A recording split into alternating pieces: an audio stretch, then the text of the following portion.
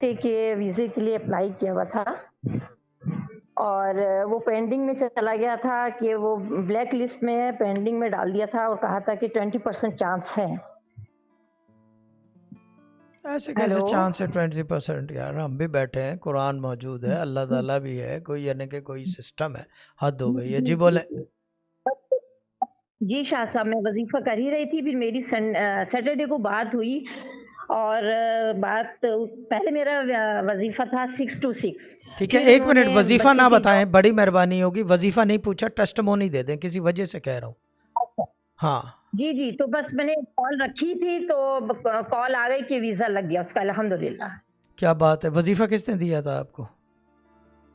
یہ پہلے تو سسٹر زہرا تھی، اس کے بعد میری وہ تھی کنچن کنچ باجی. لیکن ویزے کا وظیفہ سسٹر زہرا نے دیا تھا نا؟